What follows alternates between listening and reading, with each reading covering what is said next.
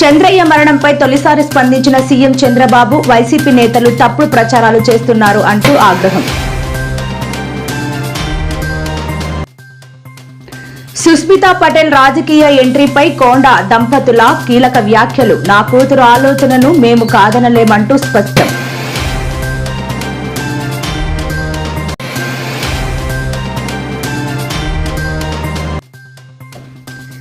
CM నివాసం వద్ద యోగాసనాలతో నిరసన చేపట్టిన టీచర్లు తమ సమస్యలు వెంటనే పరిష్కరించాలంటూ నినాదాలు.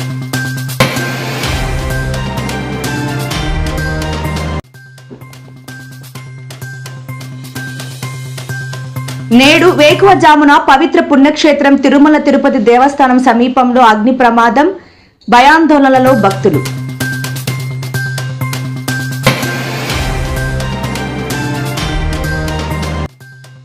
తెలుగు ప్రజలకు అలర్ట్. జులైలో సాధారణం కన్నా ఎక్కువ వర్షాలు పడే అవకాశం వెల్లడించిన ఐఎండీ అధికారులు.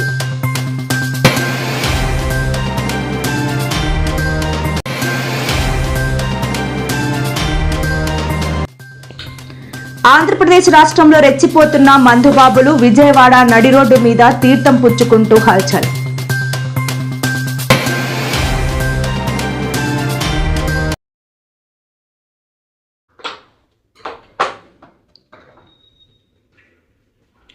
స్థానిక సంస్థల ఎన్నికలను 40% బీసీ రిజర్వేషన్లు అమలు చేశాకే నిర్వహించాలని కల్వకుంట్ల కవిత తెలంగాణ ప్రభుత్వాన్ని డిమాండ్ చేశారు. బీసీ రిజర్వేషన్ల హామీని నెరవేర్చకుండా ఎన్నికలకు వెళ్లవద్దని స్పష్టం చేశారు.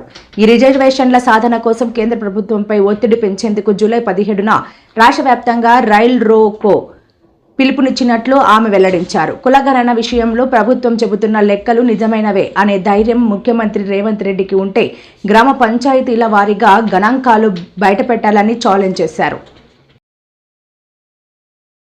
ఎన్నికలకు వెళ్తామని చెప్పి కాంగ్రెస్ పార్టీ చెప్తా ఉన్నది. వెళ్లే ముందు ఖచ్చితంగా 42% బీసీలకు రిజర్వేషన్ ఇచ్చిన తర్వాతనే స్థానిక సంస్థల ఎన్నికలు పెట్టాలని కూడా మేము డిమాండ్ చేస్తూ ఉన్నాం. మరి స్థానిక సంస్థల ఎన్నికల్లో బీసీ రిజర్వేషన్ ఇస్తామని ఎన్నికలప్పుడు మీరు మాట ఇచ్చిండ్రు. కామారెడ్డి డిక్లరేషన్లో చెప్పిండ్రు. మేమందరం ఒత్తిడి తెస్తే అసెంబ్లీలో బిల్లు పెట్టిండ్రు. కానీ బిల్లు పాస్ అవ్వగానే చేతులు దులుపుకొని అది అక్కడ ఢిల్లీకి పోయింది, మాకు సంబంధం లేదు, కాబట్టి ఇప్పుడు మేము ఎన్నికలు పెట్టుకుంటామని చెప్పి మాట్లాడుతూ ఉన్నారు. ప్రజలు మీ మోసాన్ని గమనిస్తూ ఉన్నారు. తెలంగాణ ప్రజలు రాజకీయ చైతన్యం ఉన్నటువంటి వాళ్ళు, చాలా చురుకైనటువంటి వాళ్ళు. కాంగ్రెస్ పార్టీ ఇప్పుడు మాకేం పని లేదు, కేవలం అక్కడ కేంద్రం నుంచి బిల్లు రావాలి అని చెప్పి దాటవేసే ప్రయత్నం చేస్తే ఊరుకోరు. ఖచ్చితంగా లోకల్ బాడీ ఎన్నికలు 42% బీసీ రిజర్వేషన్ అమలైన తర్వాత మాత్రమే చేయాలని డిమాండ్ చేస్తూ మేము 17వ తారీఖు నాడు, జూలై 17వ తారీఖు నాడు రైల్ రోకోకు కూడా పిలిపివ్వడం జరిగింది. మరి రైల్ రోకో ద్వారా ఖచ్చితంగా ఢిల్లీ మీద ఒత్తిడి పడుతుంది. మల్లికార్జున్ ఖర్గే గారు స్వయంగా రాజ్యసభలో ఉన్నారు. ఇంతవరకు ఒక్కసారి కూడా వారు రాజ్యసభలో బీసీలకు అనుకూలంగా మాట్లాడలేదు. రాహుల్ గాంధీ గారు లోక్సభలో ఉన్నారు, ప్రియాంక గాంధీ గారు లోక్సభలో ఉన్నారు. వారిద్దరు కూడా ఎప్పుడు బీసీల కోసం, తెలంగాణ బీసీల కోసం అనుకూలంగా మాట్లాడినటువంటి దాఖలాలు ఇంతవరకు కనబడలేదు.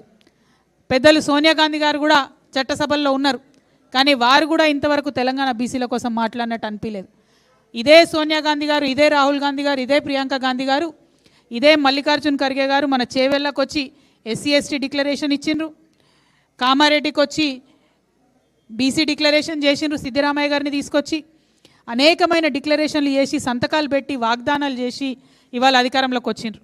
బిల్లు పాస్ చేయడమే కాదు, మేము ప్రధానమంత్రి గారి దగ్గరికి ఒక అఖిలపక్షాన్ని కూడా తీసుకొని పోతామని గౌరవ ముఖ్యమంత్రి గారు బిల్లు పాస్ అవుతున్న సందర్భంలో చెప్పడం జరిగింది. ఎన్నికల్లో లబ్ధి పొందుదామని చూస్తున్నారు తప్పితే 42% బీసీలకు రిజర్వేషన్ ఇవ్వకుండా స్థానిక సంస్థలకు పోతామని మాత్రం చెప్తలేరు. సొంత నియోజకవర్గమైన కుప్పంలో మొట్టమొదటి డిజిటల్ సర్వే సెంటర్ను ప్రారంభించారు సీఎం చంద్రబాబు. మనం చేసిన పనులే శాశ్వతంగా ఉంటాయని చెప్పారు. ఈ మేరకు కుప్పంలో ఆయన మీడియాతో మాట్లాడుతూ చంద్రయ్య మరణంపై మాజీ ముఖ్యమంత్రి తీరును తీవ్రంగా తప్పుబట్టారు. చంద్రయ్య మరణంపై అవాస్తవాలతో ప్రజలను మభ్యపెట్టాలని చూస్తున్నారంటూ వైసీపీ నేతలపై ఆయన ఆగ్రహం వ్యక్తం చేశారు. కారు కింద పడిన వ్యక్తిని ఎవరైనా వెంటనే ఆసుపత్రికి తరలిస్తారని, వైసీపీ నేతలకు ఈ కనీస స్పృహ కూడా లేదని ఆయన మండిపడ్డారు. మానవత్వం లేకుండా బాధితుడిని కంప చెట్లలో పడేసి వెళ్లారని విమర్శించారు.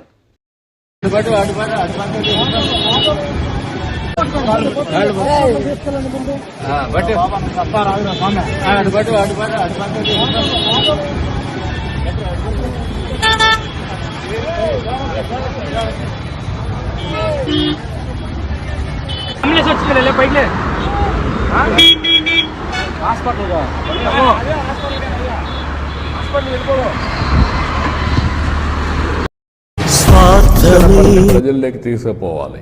దాంట్లో సెకండ్ థాట్ లేదు. కొంతమంది, నేను నా రాజకీయ జీవితంలో ఎప్పుడు కూడా రాజకీయం ఫేక్ ఫెలోస్తో రాజకీయం చేయాల. వీళ్ళు ఫేక్, అవాస్తవాన్ని వాస్తవం చేయడానికే ప్రయత్నం చేస్తారు. ఒక కేస్ స్టడీ మీ అందరికీ. వివేకానంద రెడ్డి చంపి నేను చంపామని నా చేతిలో కత్తి పెట్టే పరిస్థితికి వచ్చారంటే కరుడు గట్టిన నేరస్తులు. అంతేకాకుండా అవినీతిలో కూడా మామూలు అవినీతి కాదు, ఆర్థిక ఉగ్రవాదులు చేయని అవినీతి చేసే పరిస్థితికి వచ్చారు.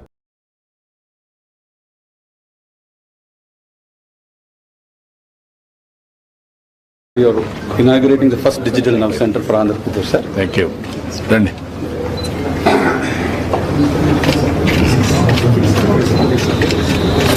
Thank you. నమస్కారం. All our government employees trained on a digital model for the first digital nerve center, sir. Okay, offer letter. So the special letter for them for the new job role. They've been working in the health system. They're also going to use technology and other method to take care of the patient. So we're going to special letter after the training and certificates. Everybody is trained fully for 3 months. Me designation ఏంటమ్మా? నా పేరు ఎన్ Gangamani sir. నేను ఇంతకుముందు Paipalem పిఎస్లో సిహెచ్ఓగా work చేస్తున్నాను sir. Education మీద ఇక్కడ కోఆర్డినేటర్గా వచ్చినాను sir. ప్రతి విలేజ్ సెక్రటేరియట్ కి ఒక బిఎస్సి నర్సింగ్ గ్రాడ్యుయేట్ ని మనం తీసుకున్నాం సార్. సిహెచ్ఓ అని, కమ్యూనిటీ హెల్త్ ఆఫీసర్ అని. సో వాళ్ళల్లో కొంతమందిని, అంటే మనం 5000 అయితే కనుక మనం తక్కువ పాపులేషన్ కి ఉన్నారు కాబట్టి కొంతమందిని రీఆర్గనైజ్ చేసి ఇక్కడ తీసుకొచ్చాము. వాళ్ళకి ట్రైనింగ్ సైడ్ నుంచి ఇప్పించి. ఇప్పుడు మ్యాన్ పవర్ ఎంతవరకు ఉంది మీకు? వీళ్ళందరినీ కానీ రీఆర్గనైజ్ చేస్తే ఎంతవరకు మ్యాన్ పవర్ సరిపోతుంది? టోటల్ గా మనకి ఎంటైర్ స్టేట్ లో కనుక ఇది చేయాలంటే అప్రాక్సిమేట్ గా ఒక 2000 మెంబర్స్ కావాలి సార్. 1500 to 2000 అడిషనల్ ఈ స్టాండర్డ్స్ ప్రకారం. సో మనకి 10,032 మంది ఉన్నారు సార్ మన సిహెచ్ఓలు. వాళ్ళని ఇప్పుడు రీఆర్గనైజ్ చేస్తే 7500, ఏదైతే మనం విలేజ్ సెక్రటేరియట్స్ లో రీఆర్గనైజ్ చేస్తున్నామో సేమ్ సిస్టమ్ లో 5000 కి ఒక సబ్ సెంటర్ సార్. ముఖ్య ఉద్దేశం వైఎస్ఆర్ కాంగ్రెస్ పార్టీ ప్రజలకు న్యాయం జరిగే వరకు, మీరు ఇచ్చిన హామీలన్నింటినీ కూడా అమలు చేసే వరకు కూడా మేము ప్రజల తరపున పోరాటం చేస్తాం.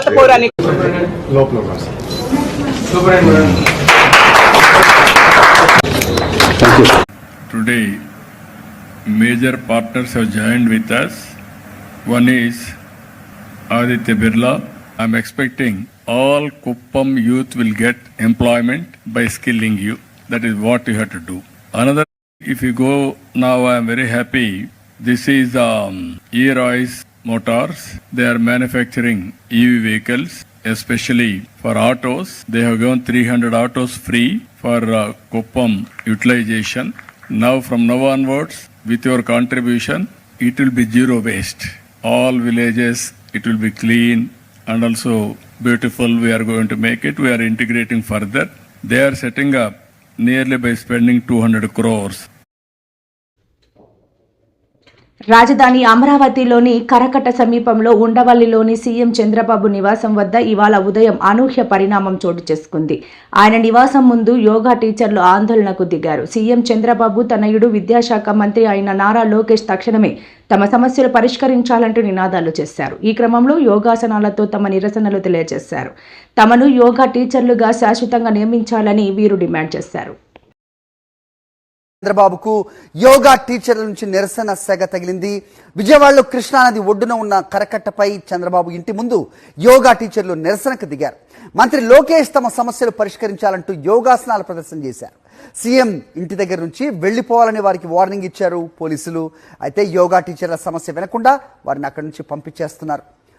1086 అంటే 1056 మంది యోగా టీచర్లకు న్యాయం చేయాలని కోరుతూ వినతి పత్రం రాసుకొచ్చారు.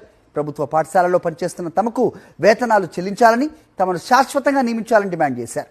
తాము ముఖ్యమంత్రికి వినతి పత్రం ఇచ్చి వెళ్తామని యోగా టీచర్లు చెప్పినప్పటికీ పోలీసులు వినకుండా వారిని బలవంతంగా పంపించేస్తున్నారు. విజయవాడలో కృష్ణానది నడు ఒడ్డున ఉన్న కరకట్టతోంది. ఏం చెప్తున్నారు పోలీసులు? ఇక్కడ ఉండనివ్వకుండా కలిసే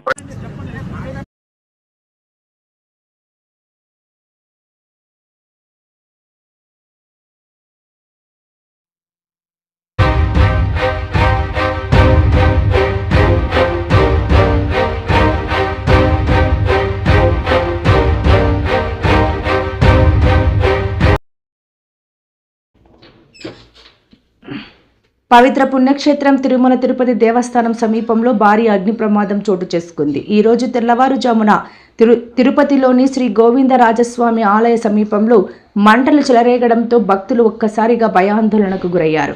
గోవిందరాజస్వామి ఆలయం ముందున్న షాపులో మంటలు చెలరేగాయి. దీంతో ఆలయం ముందున్న చలువ పందిళ్లు తగలబడ్డాయి. స్థానికుల సమాచారంతో వెంటనే అగ్నిమాపక సిబ్బంది ఘటనా స్థలానికి చేరుకున్నారు.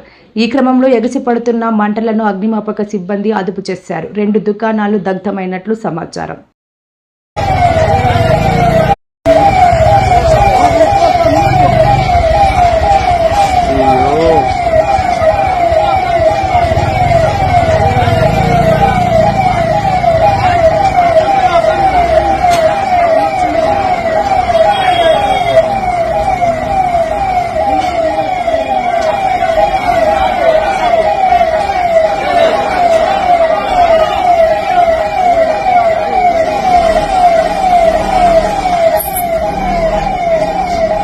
తిరుపతిలోని గోవిందరాజస్వామి ఆలయం సమీపంలో భారీ అగ్ని ప్రమాదం జరిగింది.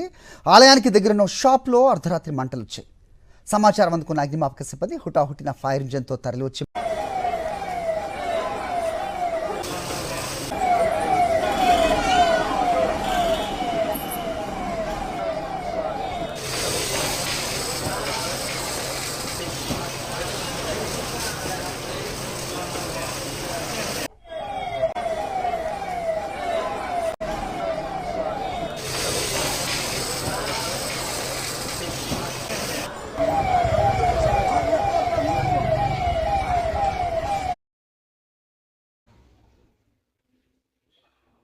ఈ సంవత్సరం జూలై నెలలో దేశవ్యాప్తంగా సగటు వర్షపాతం సాధారణం కన్నా ఎక్కువగా ఉండబోతోందని వాతావరణ శాఖ అధికారులు సూచనలు చేశారు. 1971-2020 గణాంకాల ప్రకారం జూలై నెలలో సగటు వర్షపాతం 280.4 మిల్లీమీటర్లు కాగా ఈసారి అంతకన్నా ఎక్కువగా వర్షపాతం నమోదయ్యే అవకాశాలు ఉన్నాయని వాతావరణ శాఖ అధికారులు అంచనా వేశారు. వర్షాలు ఈ నెలలో అధికంగా కురిసే అవకాశం ఉన్న నేపథ్యంలో ప్రజలు అప్రమత్తంగా ఉండాలని ఐఎండీ తెలిపింది. వర్షంతో పాటు గాలులు కూడా వీచే అవకాశాలు ఉన్నాయి కావున ప్రజలు అప్రమత్తంగా ఉండాలని సూచనలు జారీ చేశారు.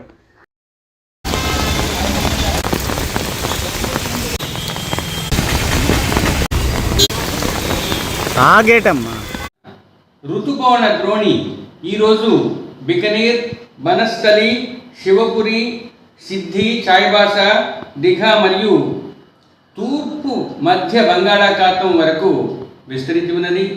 మరియు ఒక ఉపరితల ద్రోణి ఆగ్నేయ రాజస్థాన్ నుంచి వాయువ్య బంగాళాఖాతం వరకు మరియు మధ్యప్రదేశ్లోని మధ్య ప్రాంతాల మీదుగా, ఉత్తర ఛత్తీస్గఢ్ మీదుగా, సౌత్ జార్ఖండ్ పరిసర ప్రాంతాల్లో ఉన్న ఉపరితల ఆవర్తనం మీదుగా మరియు గాంగేయ పశ్చిమ 0.9 నుంచి 5.8 కిలోమీటర్ల ఎత్తు వరకు విస్తరించి ఉన్నది. ఇది కూడా దక్షిణం వైపుకు వంగి ఉన్నది. ఈ సినాప్టిక్ కండిషన్స్ వల్ల రాష్ట్రంలో ముఖ్యంగా ఉత్తర కోస్తా జిల్లాల్లో ఈరోజు పలు ప్రాంతాలలో తేలికపాటి నుంచి మోస్తరు వర్షపాతం, తదుపరి 4 రోజులు కొన్ని చోట్ల, వారంలో మిగిలిన 2 రోజులు 1-2 చోట్ల తేలికపాటి నుంచి మోస్తరు వర్షపాతం నమోదయ్యే అవకాశం ఉత్తర కోస్తా జిల్లాల్లో ఉంది. దక్షిణ కోస్తా జిల్లాల్లో ఈరోజు కొన్ని ప్రాంతాలలో తేలికపాటి నుంచి మోస్తరు వర్షపాతం, తదుపరి 6 రోజులు 1-2 చోట్లకు పరిమితమయ్యే అవకాశం ఉంది.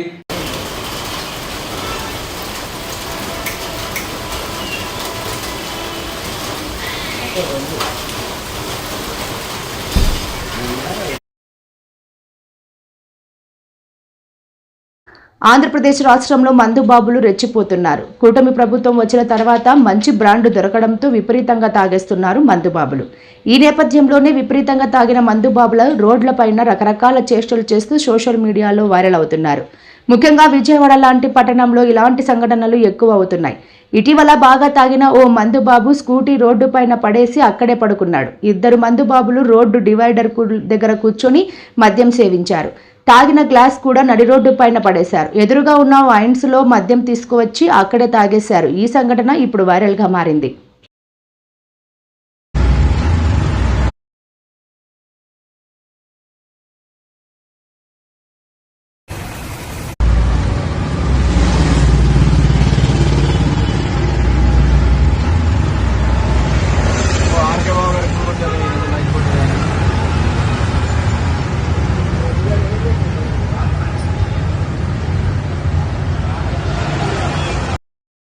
ఏం తమ్ముళ్ళు మా మందు బాబులు ఉన్నారు ఇక్కడ,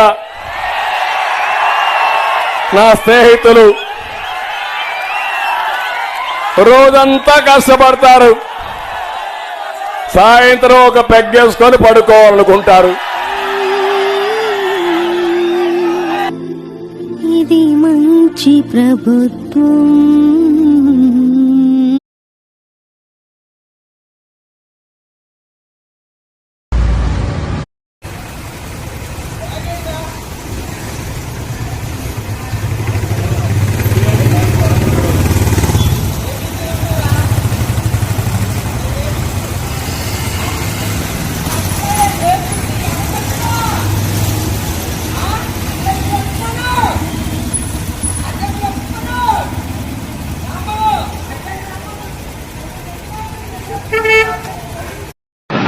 ఇది యాక్సిడెంట్ అనుకుంటే పొరపాటు.